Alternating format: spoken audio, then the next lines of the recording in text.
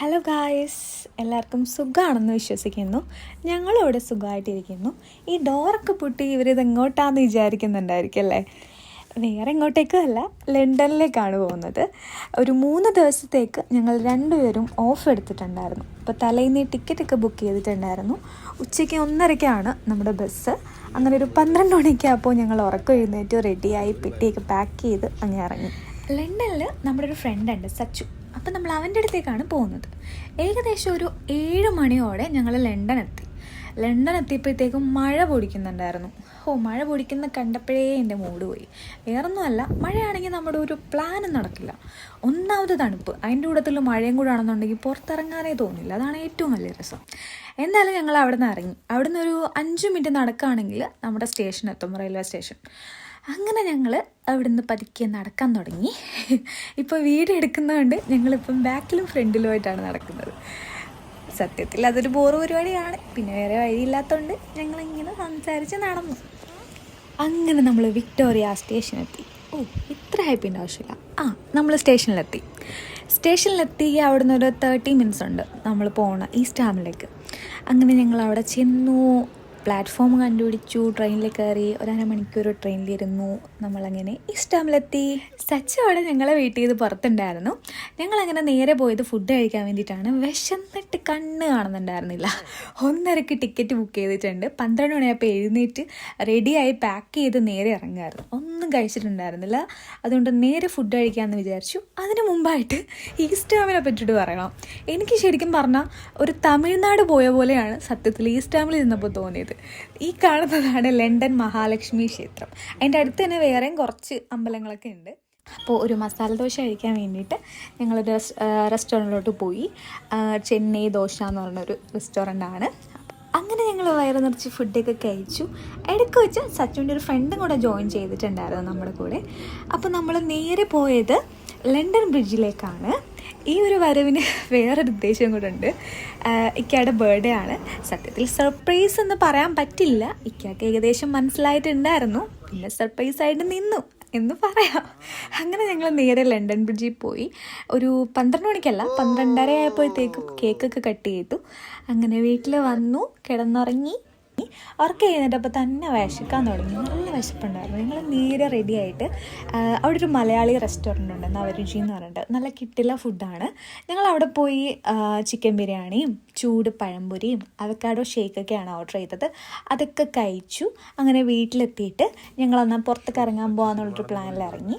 അപ്പോൾ ഞാനും ഇക്കായും സച്ചുവിൻ്റെ ഫ്രണ്ട് ഉണ്ട് അലോഷി. അപ്പോൾ ഞങ്ങൾ 4 പേരും കൂടെ ഇറങ്ങി. അങ്ങനെ വാട്ടർലൂ സ്റ്റേഷനെത്തി. ഇക്കയുടെ കുറേ നാളത്തെ ഒരു ആഗ്രഹമാണ് ലണ്ടനായി ഒന്ന് എക്സ്പീരിയൻസ് ചെയ്യണമെന്ന്.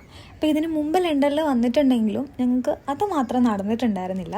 അപ്പം ഇപ്രാവശ്യം എന്തായാലും അതൊന്ന് എക്സ്പീരിയൻസ് ചെയ്യണം എന്ന് വിചാരിച്ച് തന്നെയാണ് ഞങ്ങൾ വീട്ടിൽ നിന്ന് ഇറങ്ങിയത് തന്നെ. അപ്പം ബർത്ത്ഡേ ബോയ് കൂടെ ആണല്ലോ, അപ്പോൾ ആ ആഗ്രഹം അങ്ങ് സാധിച്ചു കൊടുത്തേക്കാമെന്നായിരുന്നു.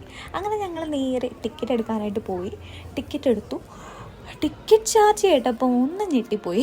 80 പൗണ്ടായി. പക്ഷെ അതിനുള്ളതുണ്ടോ എന്നുള്ളത് നമുക്കൊന്ന് എക്സ്പീരിയൻസ് ചെയ്യണമല്ലോ.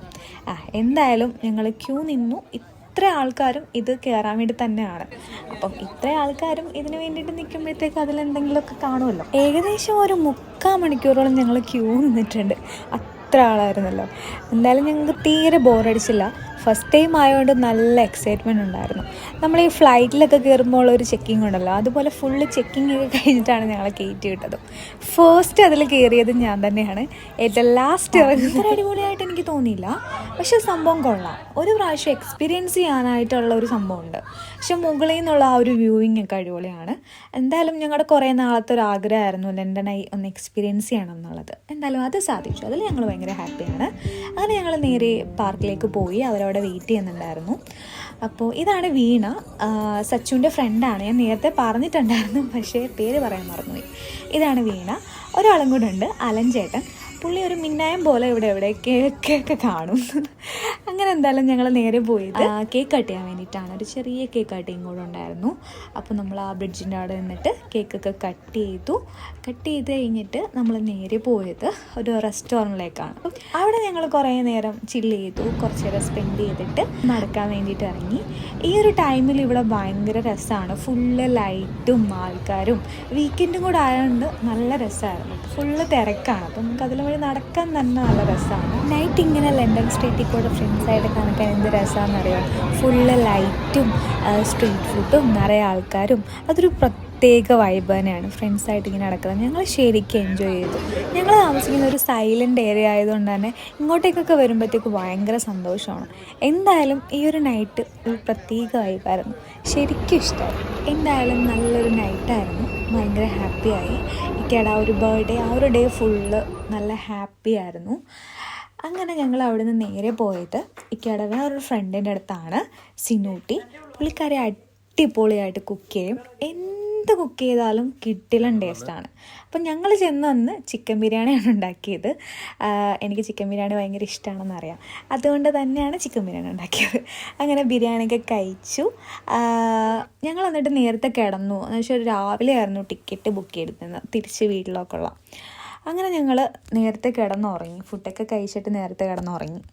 അങ്ങനെ രാവിലെ തന്നെ നമ്മൾ അവിടെ നിന്ന് ഇറങ്ങി. രാവിലെ 10 മണിക്കാണ് നമ്മൾ ബസ് ബുക്ക് ചെയ്തിട്ടുണ്ടായിരുന്നത്. അപ്പോൾ 10 മണിക്ക് നമ്മൾ ബസ്സിൽ കയറി. ഏകദേശം ഒരു 3 മണിയൊക്കെ ആയപ്പോഴത്തേക്കും നമ്മൾ മാഞ്ചസ്റ്റർ എത്തിയ ഉടനെ തന്നെ വീട്ടിൽ നിന്ന് വിളിയുണ്ടായിരുന്നു. അത് ഞാൻ ഉമ്മയായിട്ട് സംസാരിച്ചുകൊണ്ട് പോകുന്നതാണ് ഈ കാണുന്നത്.